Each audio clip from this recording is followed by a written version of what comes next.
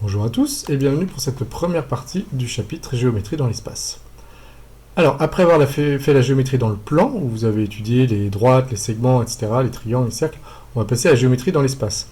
Alors, dans le plan, il y avait quelque chose qui était très important, c'était les droites, et vous saviez déjà depuis la 6e, 5e que pour tracer une droite, il faut deux points qui soient distincts, et par deux points passe une droite et une seule. Alors, dans l'espace, maintenant, on va définir ce que c'est qu'un plan. Un plan, eh bien, il est défini par trois points non alignés.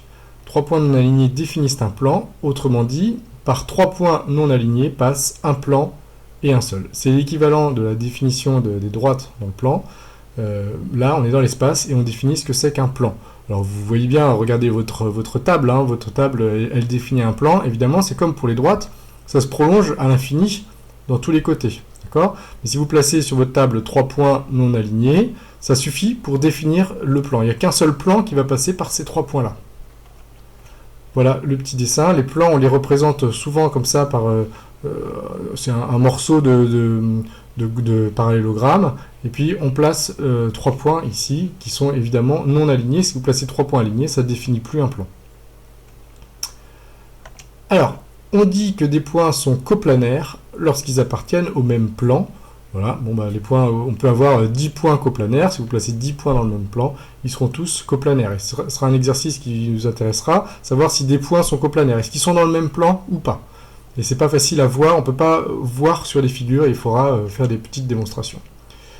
Alors une remarque, de la même façon que deux points sont toujours alignés, comme je vous ai dit tout à l'heure, puisque par deux points passe une droite et une seule, eh bien 3 points sont toujours coplanaires. Donc si on vous demande est-ce que ces 3 points sont coplanaires, bah oui, ils sont toujours coplanaires. D'accord? Ce qui sera intéressant, c'est est-ce que 4 points sont coplanaires ou pas?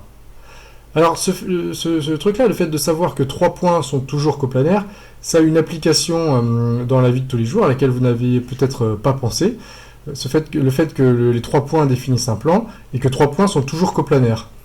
Quand vous regardez par exemple ce trépied là pour poser un appareil photo, eh bien il a 3 pieds comme son nom l'indique, et il sera jamais bancal, puisqu'il n'y a qu'un seul plan qui va passer par je parle des pieds, là où repose, où ça se pose sur le sol, ici. Ces 3 points-là, évidemment, il n'y en a que 3, donc ils sont coplanaires, ils sont dans le même plan. Donc, ce sera jamais bancal. Ça peut être de travers, ça peut être penché, mais jamais bancal. Tout ce qui a 3 pieds sera toujours jamais bancal, c'est le fait que 3 points sont toujours coplanaires.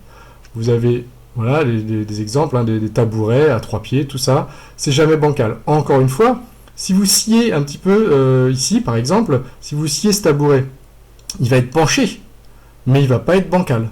D'accord? Ça va reposer quand même, ce morceau-là va s'affaisser un peu vers vous, mais il ne sera pas bancal. Parce que les 3 points, ça ne peut pas être bancal. À partir du moment où c'est bancal, pour que ce soit bancal, il faut que vous ayez 4 points, comme sur des tables, par exemple, qui sont parfois bancales. D'accord? Voilà, dernier exemple, la fusée de Tintin qui avait aussi 3 pieds et qui donc, même si elle repose un petit peu sur un trou, n'est pas bancale. Alors elle peut être penchée, mais pas bancale.